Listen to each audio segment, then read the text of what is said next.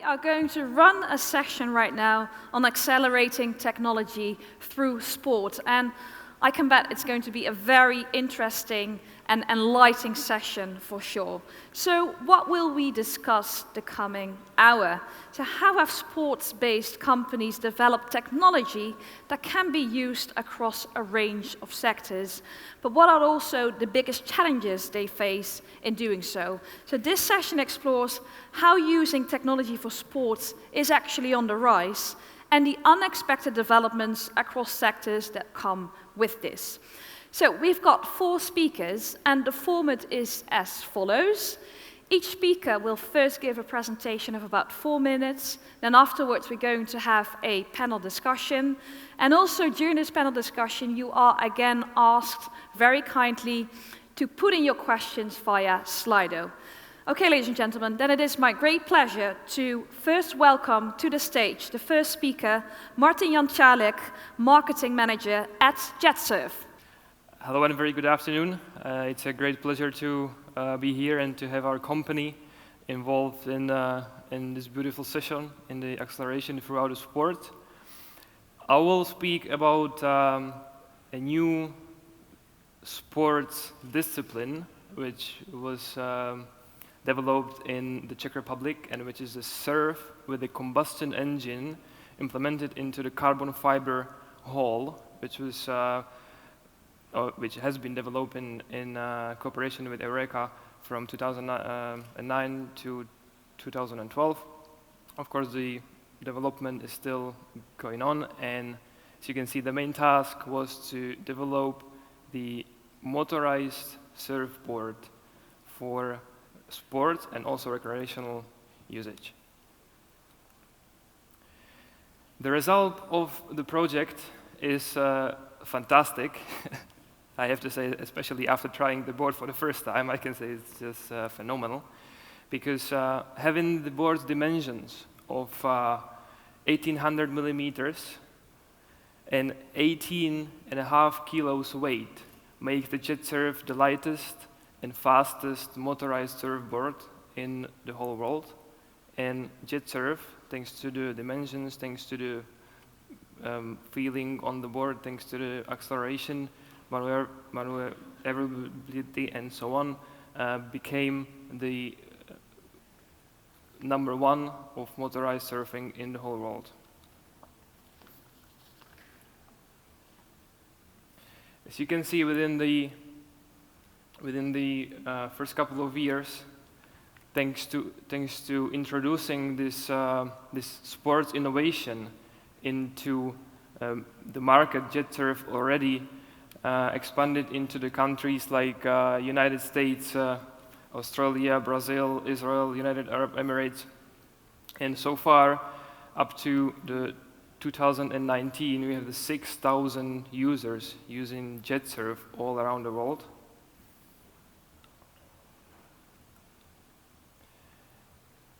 And finding a new possibilities in compared to traditional water disciplines like jet skiing, jetpacking, and other activities. At the same time, JetSurf has been developing with the combustion engine, but at the same time, MSR Engines company, which is the company producing JetSurf, was also developing a surf with electric engine, with the electric power, with the electric motor inside. And of course, the preference so far, because we take the look mainly on the usage and on the possibilities, where to ride, on the weight, acceleration, top speed, and other of the characteristics.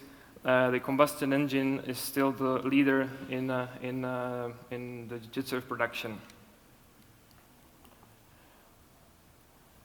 Of course, the 2-stroke engine is very difficult to keep alive according to the new legislation law. So for this reason, JetSurf started developing the new type of engine with a direct fuel injection, which is from 2019 is CE and EPA compliant within the European Union and within the United States of America as well.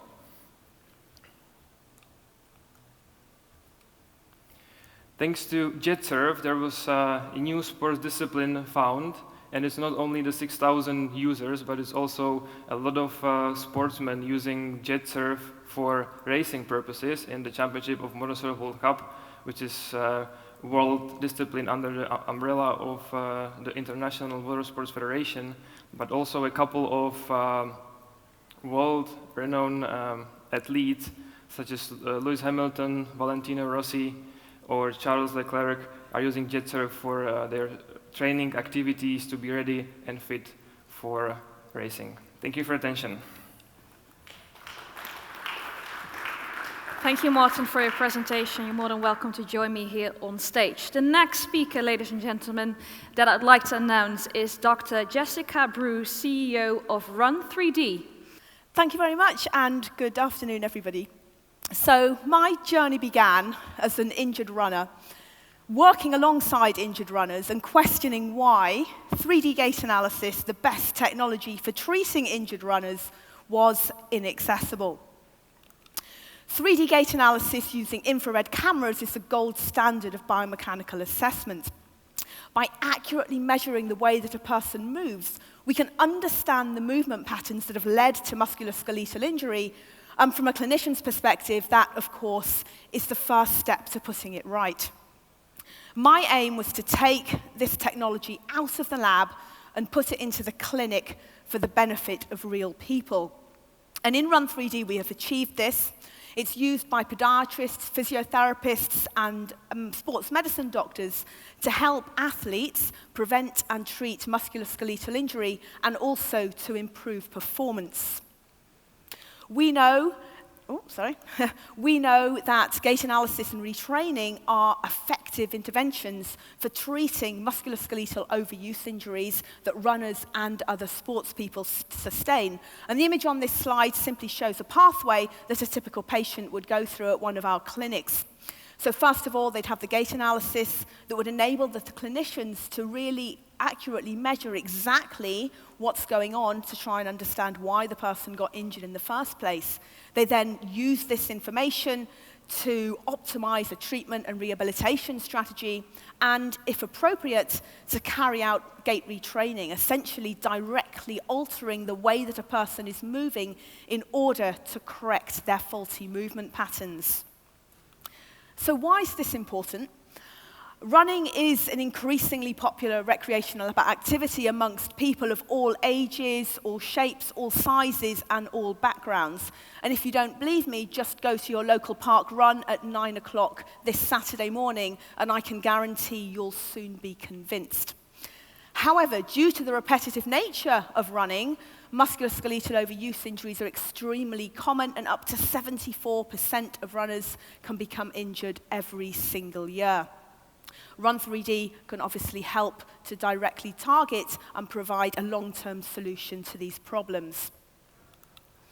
I'm delighted to announce that Run3D has just won Innovate UK's Women in Business Innovation Award, and we will use this award to actually develop a new platform called Walk3D, which will target the orthopedic and rehabilitation sectors. Walk3D will offer a conservative intervention to help older adults with musculoskeletal problems to walk without pain. I thank you for your attention.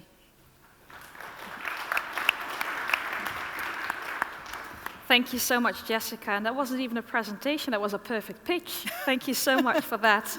Okay, the third speaker I'd like to ask to step forward is Simon Reynolds, Driver Performance Manager at McLaren Automotive. Oh, thank you for having me. I got a lead from that, so thank you. I'm here today to talk about the health and sporting sector in relation to McLaren Applied Technologies. McLaren is made up of 4 distinct companies. As you can see, that's the McLaren headquarters behind me. It's made up of McLaren Racing, that everyone knows through Formula 1. It's made up of McLaren Automotive, the sports car section, and McLaren Applied Technologies. I'm part of the health business unit, and we focus on the medical and wellness sector.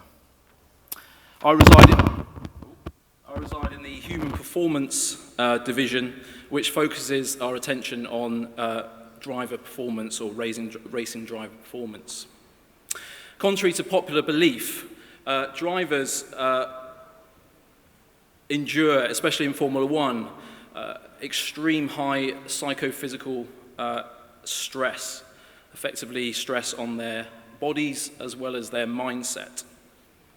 If you can imagine yourself in a sauna, cycling at a heart rate of 80 to 90, even 100, near to 100%, for 2 hours in temperatures exceeding 50 degrees, and stamping on the pedal, generating 80 to 100 kilos of force, with a 12-year-old child resting on your head, this is what the drivers have to endure. So to tolerate such loads, we need to train the physiological adaptations at a younger age. We have created the McLaren DNA program, which enables drivers to focus their attention on the educational needs using the methodologies and principles that we've developed over the last 50 years, training racing drivers and also through our engineering. We have 2 products, the DNA Foundation and Perform programs. The Foundation program, which is aimed at 10 to 13-year-olds, is an educational and motivational platform. And the Perform individualized support system is the next step on from that, which is aimed at 13+ drivers. So I want to convey how we unlock a driver's race-winning potential. So we use technology. So we use a phone app for communication purposes. We use biometric devices to monitor the physiological load of drivers through their training and also testing in the simulator. And as I just said, we have a simulator for engineering and driver coaching purposes. We focus on 5 key performance metrics, which we call the performance signature. These are mindset, nutrition, movement, recovery, and skill. We evaluate all of these distinct areas using our human performance solutions and bespoke programs that we develop through simulation and obviously collecting data. In 2008, I was lucky enough to be Heikki Kovalainen's personal trainer and sports therapist, and also worked alongside Lewis Hamilton. During this period, this gave me the knowledge and experience of how to develop professional drivers who require groundbreaking technologies to do so. At that time, there was very extensive testing. So when they raced, straight after, they would go through car testing, and the engineering benefits and practice time for drivers in the car was quite extensive. That changed after around 2010 to 12, and there was more limited testing due to the ruling changes in Formula One. This meant we had to find a solution, as drivers weren't able to just pick up a tennis racket like a tennis player, go to their local court and just practice. It's very expensive to be in a car, so therefore budget constraints obviously were part of this. The simulator is the viable option and technology used for drivers to practice, also track familiarization, and immerse themselves in as close to being in the actual cockpit as possible. They're able then to also have what we call physics lessons. So the young drivers can learn to problem solve. And it's these problem solving tasks which we believe are super crucial from a younger age to develop themselves, especially from a psychological and cognitive reasoning. And that's it, thank you. Okay, great. Thank you so much for your presentation as well. And then the final presentation is being given by Stephanie Lambates, manager at Bike Valley. Afternoon, everyone. My name is Stephanie. I don't have much time, and I don't want to keep up the panel too long. Send me an email if you have any questions. Happy to have a chat afterwards as well. So Bike Valley is a Belgian organization. We're based in the province of Limburg. We play a number of roles.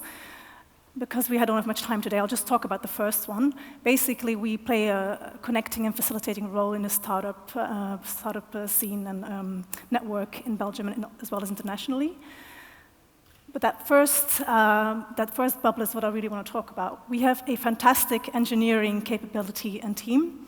What they do is, well, they conduct assessments and calculations of performance and in aerodynamics. So they work with they assess bikes as well as other products, and they help to improve the conditions the bikes ride in. So it's really about optimizing conditions for riders. So last year we saw our main clients were in the cycling world, but in 2019 we're starting to see many more sectors entering this space. For example, just yesterday we had a German company in our test facility looking at optimizing their clothesline product. Basically, we see a number of evolutions in performance and aerodynamics, ranging from nutrition to safety. At this point, Bike Valley is really focused on aerodynamics and cooling. Aerodynamics being the service we really focus on. Cooling is something we're really starting to diversify in and starting to build up a lot of interesting use cases. So, in concrete terms, what do? We help bikes and athletes who ride them optimize the conditions and improve their aerodynamic levels. We have 2 test facilities. One is our low-speed wind tunnel, so up to any product up to 9 kilometers an hour. I think that's around 50 miles an hour. We can test. We also look at managing core body temperature. So looking at how an athlete can manage his or her temperature and therefore have a better performance during the race. Hopefully you all know Victor Kampenaerts. We're very proud of him, a Belgian athlete. He was able to beat the world time trial, world hour record at that time held by one Bradley Wiggins. He spent actually many days with us in the wind tunnel facility back in winter. He's a perfect example of why aerodynamics is so important in sports. Not only did we look at how he was sitting on the bike, what his comfort level was like in sustained efforts, but we also looked at equipment and accessories. All those small things add up. We call them marginal gains, and they can make a really big difference. So as you know, well, we're called Bike Valley, but we see many more possibilities for our technology. We're looking at opening up the spectrum of sports. Any endurance sports, any sports ranging with ranging speeds from 20 kilometers an hour to 100. We see the great benefits of aerodynamic improvement. This is just conceptually how we talk about marginal gains. So as I said before, it's really about testing aerodynamic performance, but there's so many more things you can do. You can look at how you manage your temperature, you can look at how you sit on the bike, you can look at the way you wear your helmet, etc. So we don't just do this wind tunnel, we don't just help someone with the test in the wind tunnel, but we look at all the different parts of the cycle experience. Secondly, cooling. During effort, the core body temperature of an athlete rises rapidly by using and applying various cooling strategies, such as cooling garments, cooling products, such as sprays. We are able to manage that, and so the athlete can obtain a better performance. It's actually what we really see is that the amount of heat that a body releases during effort has a huge contribution to the loss of power during the game or the race.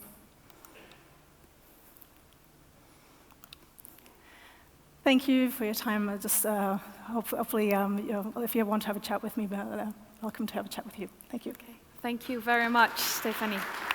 I'd also like to know a little bit more about examples where the technologies that you have developed in your sport have also gone to other sectors, for example, health or energy or automotive or transport or anything. Could you elaborate on that? And perhaps, Simon, you would be best placed to give us an insight.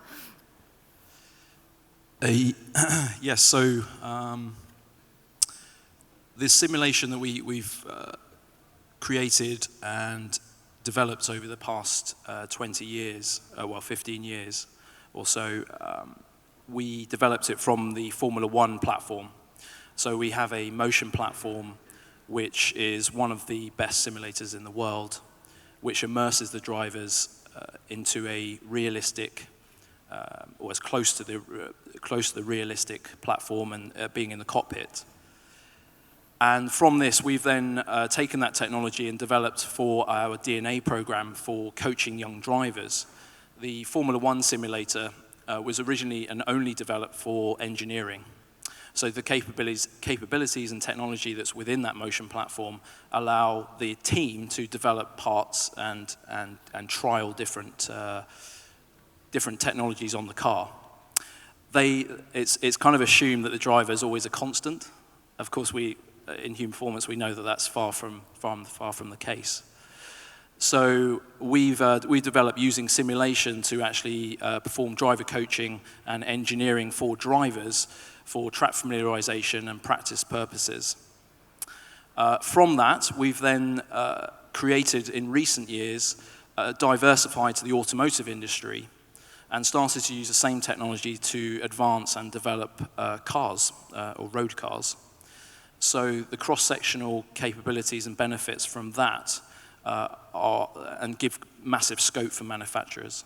Okay, thank you very much. Jessica, what's your experience? Yeah, I think mine actually comes the other way, in that it was technology that was, already there and existing, but just didn't have widespread applications. So measuring motion has been using that in that way has been used in specialist hospitals and in research institutions for probably 15 or 20 years now. So I did my PhD at the Oxford Gate Lab, which is partly owned by the NHS, and there they see mostly children actually with things like cerebral palsy. Anyone familiar with computer game animations or the film industry will know that this is the same technology that's used for that as well. And I think the way I saw it was, hang on, this is the best that there is. It's being very much restricted to these specialists for research and specialist hospitals. Why can't we bring it to the benefit of the wider population? So I think, I came at it from the other way, and now with the walking, trying to kind of widen I just wanted to say, so now that you have actually further developed the technology, you see further applications back to other sectors yourself now exactly. too. Yeah. Okay, so you have a viable business model then? Yes. Okay, very good. Martin, what's your experience? Well, it's a little bit more sport-oriented, I would say, because jet surf it is a sport activity, but in the last couple of years, we actually realized that it is a great training tool. I also mentioned it during my presentation, that it's not just about buying the board and having fun on the lake, but we put the sport orientation into a real professional level. Like, for example, last year we had a big camp with the Chinese Olympic team for skiing, and we help also other riders and drivers to keep them fit for MotoGP, F1, and skiing World Championship, for example, because all these riders, no matter if it's Charles Leclerc or Valentino Rossi, they told me exactly the same thing. We have to practice, but we have to stay safe. And when you practice on jet surf, it is a fantastic combination of motorcycle riding, and at the same time, it is a safe activity, because if you fall down, you fall into the water, so you don't break a wrist, which is very likely happening. Okay, thank you. Motocross. Thank you very much. We've already got some questions from the audience, and there's one, I think, directed to Stephanie. It says, Bike Valley, can it be extended to other light vehicles? For example, e-bikes to become more efficient, any potential opportunities? Yes, thanks for that question. We've actually had scooters and e-scooters in for testing as well. So that's definitely something we're looking at. Actually, I didn't really elaborate on it, but we are an incubator, so we have real estate. We offer services to startups and scale-ups in sports and leisure sectors. So we have, at this point, we have, I think, 2 or 3 startups in the e-bike and pedelecs sector based with us. So that helps with building that whole ecosystem, just coming up with these ideas, exploring them. We're part of this partner network, so we help introduce these people with great ideas, with new technologies, introduce them with vested organizations in the sector. Okay. So thank you. So you're tackling any type of bike? Any type of bike. Okay, very good. Thank you. Simon, perhaps a question for you. Well, in terms of really testing your technologies well, I'm sure you're also using AR, VR, so augmented reality, virtual reality. Can you give 1 or 2 nice examples that you can share with the audience? Yes, absolutely. We're definitely exploring the VR sector as part of that progression in simulation. We've actually launched 2 years ago the Shadow project, which is a really interesting, innovative project, identifying gamers and especially trying to encourage the younger generation which obviously very much into gaming now, to be involved in a competition. And it's effectively to find the best gamer in the world. And it's been a fantastic experience because our human performance department have actually been part of that. And they are taken through evaluation processes in human performance. They do eye tracking and vision performance testing. They do response actuation testing, which involves kind of testing their cardiac or cardiovascular system and also their strength, endurance, etc. They also go through neck and shoulder strength testing as well, just so we can have a comparison between a sort of gamer and a track driver. And obviously, because they don't train their necks, there's obviously a big difference there. But it's nice to see what the similar cognitive similarities are compared to their physical capabilities, and that's been really interesting. So yeah, it's kind of diversifying markets potential and encouraging the younger generation through sport and through motorsport. And they finally, in the final, they go into our simulator and they go through a competition for the fastest lap time, and also to evaluate their sort of skill potential. Okay, thank you very much. What about the other panelists? Are you using VR or AR as well, or is it more like simulations on a kind of a test basis where you just put a person on the bike and you just do it like that? So you have like a test person, or you use some VR as well? Well, we use CFD, so computational fluid dynamics, Okay. together with our engineering partner. So we use this software where we do the pre-assessment of the athlete. We scan the whole body, look at improvement areas before we take the person to the wind tunnel facility. So that's different to AI VR. Okay. But just to add on what Simon said, the whole esports gaming market is just booming. The developments we saw with Swift and the number, I think they raised something like $120 million last year. It's really significant for us as well, and we're trying to incorporate those elements in what we do as well. Okay, great.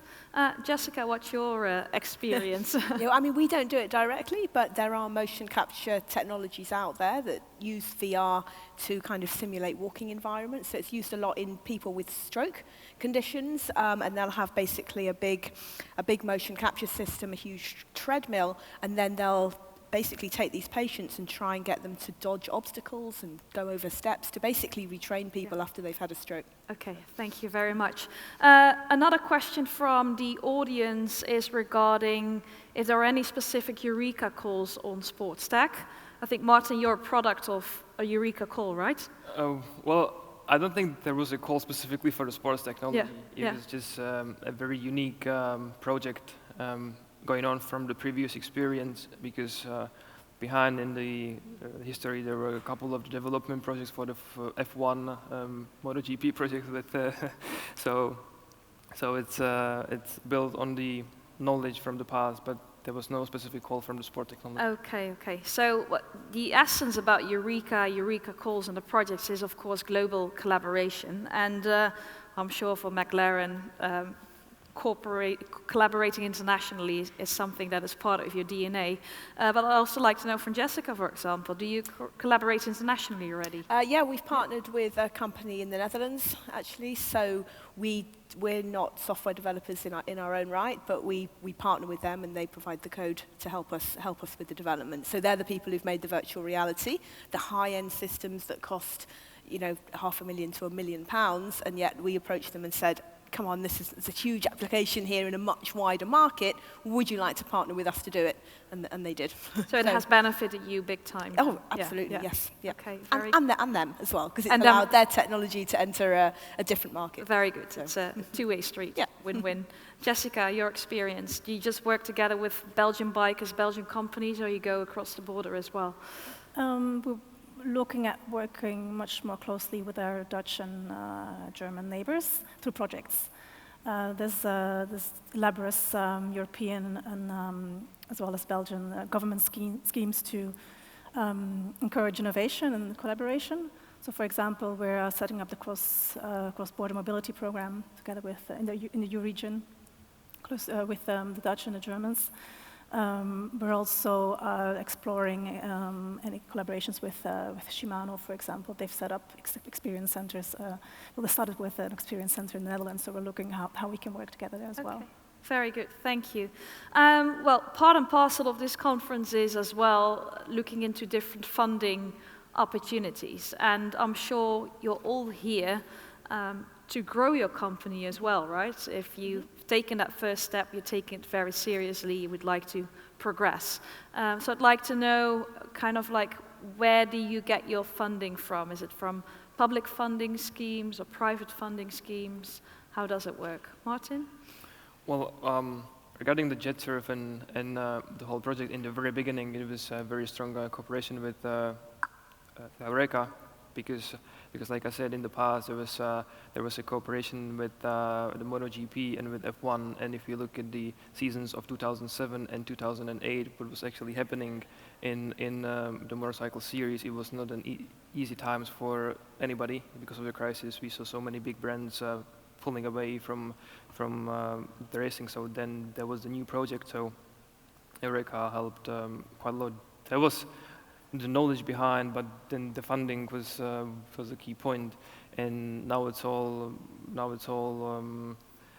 about the future growth. It's on the private funding, and I hope that there's something new ahead of us. Okay. So I think it will be a good adventure. Sounds exciting. Yeah. Jessica?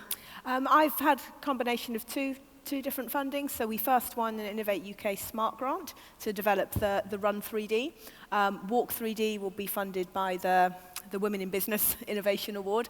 And then my other funding comes from venture capital and angel investors. And I've had kind of very positive experience with that. I think it's a market that appeals to a lot of people because so many people do it, both the running but also, healthy aging as well. 20% of people have some form of knee osteoarthritis by the age of 45. I mean, that's your crazy. Market is huge. Massive. Yeah. Okay. And with an aging population, it's probably only growing. Yeah. Okay. Good. Simon. I'm not sure it's necessarily applicable in my sort of sector within McLaren, but definitely within the automotive division. So from our side, it's it's a new innovative product from that perspective. Okay, thank you. Jessica? Mainly through government funding, but we consider Bike Failure as a startup itself.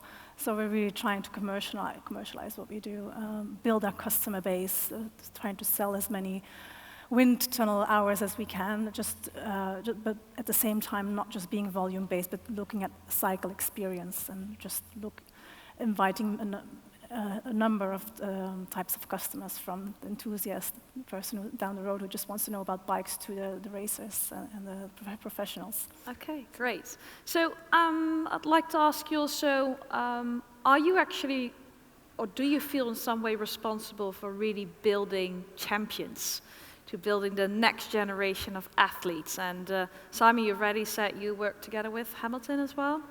Well, he's a big Grand Prix winner. So are you personally accountable for his successes? No. I'm very fortunate. I feel blessed to have worked with many of the Formula One drivers that are currently racing or have raced. So I was Stoffel van Doorn, who's a Belgian driver. I was his trainer for 4.5 years, developing him into Formula One. And when Fernando crashed in 2016, I was meant to go to a spa weekend with my wife and was told to get on a plane. And Stoffel was told to get on a plane from doing 120 laps in Super Formula to jump in the cockpit the next day. And I had to, it was a bit of a nerve-wracking time because I had to make sure that he was physically prepared for that after being, he wasn't tired, but he sort of endured 120 laps in a Super Formula car, which is pretty extensive. And he finished 10th and the first point for that year, which was quite incredible. Kevin Magnussen, I trained from the age of 16 into Formula One, who currently races for Haas. And I was Heikki Kovalainen's trainer in 2008, and then I worked with Alex Albon, who currently races in Formula One at the age of 13. So I've been lucky enough to work with quite a few drivers and develop their sort of human performance capabilities to endure the magnitude of stress that they're under in those higher echelons. Okay, very exciting job indeed. Stephanie, do you feel personally accountable for some of the Not successes? personally accountable, but yeah, to my presentation, I think it's about all the small changes you can make. So we look at aerodynamics, we look at the body temperature, all these small gains can make a huge difference in an athlete's performance. But obviously, the person itself is always still responsible for the end result. Okay. It's small gains we make. Okay, Jessica, do you work together with some renowned athletes? Yeah, similarly, we've worked with GB athletes, Joe Pavey and Danny Nimmock, who's just been selected for the World's 50K Championships. But I think what I'm most proud of, actually, is helping everybody. That was the whole point of what we did, was to stop it just being the Mo Farahs and limited to the Nike labs, Yeah. It was to actually take it out and put it out there for all the park runners and all the thousands of people who are going to do the Great Manchester Run on Sunday. Yeah. That's what it was more about. Very good. So you try to turn everyone into a champion. Yeah, their own exactly. pace. Okay, very good. We have a question also from the audience, specifically for Martin, which is related to the fuel use. Is it gasoline or diesel? Any consideration to use fuel additives to achieve more ecological effects? And I think it might be a relevant question. We look more and more at the greening economy, sustainability. Yeah, it's all the jet servs are gasoline, except of the electrical ones. These are the electric powered, but all these are gasolines. So there is no additive put into the petrol. We work with quite a high oil mixture ratio, which was developed together with the Motorex company, which is the oil producer. So we have 1:50 oil mixing ratio, which is working the best in terms of performance, lifetime, and also ecological effects. But part of the development and the new feature we introduced from 2019 was to put the catalyst into the exhaust system. So we are one of the very few companies in the world using the catalyst in the two-stroke engines, and that's why we can be the CE EPA compliant. Okay, thank you. Very, very clear. Well, I'd also like to ask, assume there would be anyone here in the audience that has a certain technology and wants to test it and bring it to another sector. What would your advice be? Some of the biggest benefits and challenges that you actually faced? Because in the end, this is all about entrepreneurship, facing some hurdles, but also great opportunities. So, Jessica, perhaps you can allude to that. Yeah, I mean, it's understanding your market and identifying a need. Ultimately, you can have the best idea in the world if no one's going to buy it. Yeah. So, on the one side of it, you've got the technology and you've got the idea, but also you need to put as much attention into identifying that need and addressing the market and understanding how you're going to get to market as well. What price point are you going to put it at? Who's going to buy it? Why are they going to buy it? So that's just as important as the actual technology itself. Okay. Yes, Just to build on that, I think it's just important to get your products tested as soon as possible by the market. I think traditionally people were trying to get the product perfect and then find some customers. I think that's completely different now. It's about having something you can test, incorporate the feedback, and then commercialize. Yeah. Okay. Simon. Yeah, I was going to say market validation and research is extremely crucial, but just keeping things simple to begin with, because it's easy to overcomplicate everything, especially in Formula One. But if you keep things simple and learn to have and create a foundation which you can then build upon, I think that's really important, because you learn as you go along, especially with products. You learn from obviously customer feedback, which can be very positive and not so positive, and that's how you evolve a product. So I'd say keep it simple to begin with, and then sort of gradually innovate and develop. Okay, very good. So to be able to collaborate internationally and to kind of ensure a level playing field, standards are of course very important. You have safety standards, all kinds of standards. So has your technology in one way or the other made a contribution to improving the standards that were already out there? Can you allude to that, Simon, perhaps? Yeah, absolutely. So do you mean from a safety perspective, or just Safety as an example, yes. Yeah, I mean, from the simulator perspective, the technology which we're involved in simulation helps prepare for events. So the Formula One simulator is used as an engineering tool to prepare for events and obviously test out and establish the right setup and strategy ahead of race weekends. So that's certainly important from a safety perspective, because it's in a controlled environment. And also for the automotive industry to establish their technologies and innovations in a controlled environment. So it's almost like a laboratory where you don't end up hurting yourself, which is obviously very important. For sure, thank you. Jessica? Yeah, I'm not sure Run 3D really has much impact on safety, but we keep athletes Doesn't fit and have healthy, to be safety, but perhaps there are like standards out there, like certain like kind of procedures linked to running or to health. So I guess we've certainly improved the type of technologies that are out there to help runners and walkers treat musculoskeletal conditions. So traditionally, before we took the 3D gait analysis, people would video with an iPhone or just use a camera, and we know that that's not sensitive enough to pick up the small abnormalities that can lead to these problems. Okay. And so it certainly had an impact in improving care of these athletes. Perfect. We just talked about a bit of advice that you can give for future innovators to take technology from one sector to the other. But a really interesting question here is as well, what was the biggest barrier for you of turning the original idea into a tangible product? What was your biggest barrier, Martin? Well, with JetSurf, I have to say it was super difficult, because it was the first thing of a kind. Yeah. So it was extremely difficult to find suppliers for the parts, so we didn't find any. So we had to develop everything on our own, because we have to consider that we are using the board on the water, which is fresh and salt, and 95% of our boards are used in the sea conditions. So everything has to be perfectly tight, everything has to be perfectly developed, perfectly tested.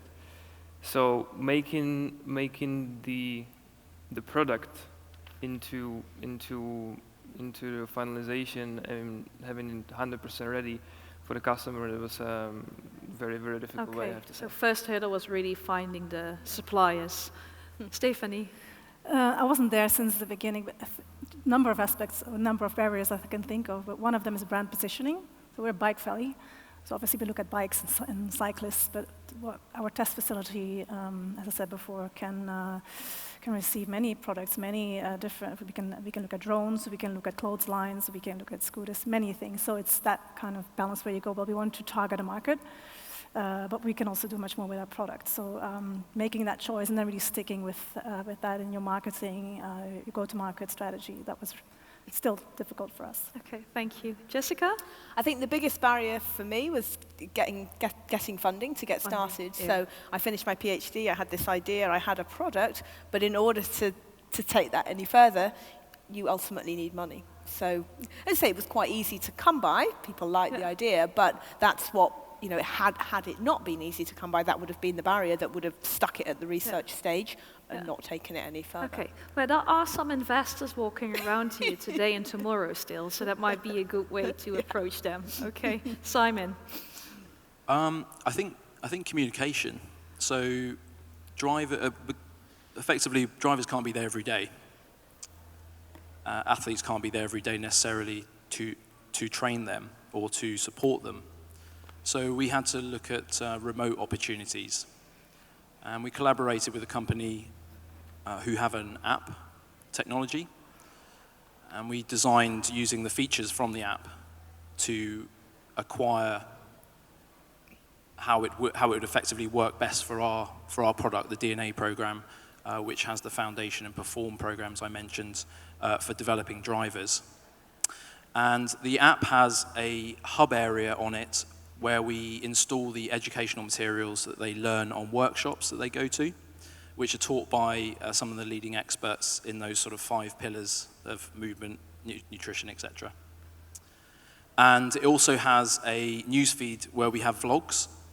So we communicate through vlogs that way. It also has a messaging service, so we can message, or they can message us to ask questions, a calendar section, and also a maturation tracking section to monitor development and growth. So so that was a barrier. Is how do we best communicate with them when we're not always face to face with the person, and also maintain that sort of motivation. Okay, but luckily you've managed to mitigate the barrier. Hopefully. Hopefully, very good. I think we'll take one final question from the audience, and the question is, are there any aspects of the innovation product process that are unique to the sports industry? Might be quite a difficult question. Simon is already nodding. Was I? Oh.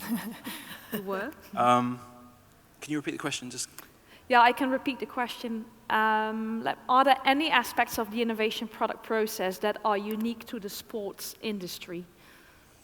Yeah, so it's a big part of the industry now is the biometric devices, heart rate monitors and step counters, and I've completed 10,000 steps today, very proud, and tracking your calories, and there's lots of apps out there now for that. So I think that's been quite unique in the sports sector for some time.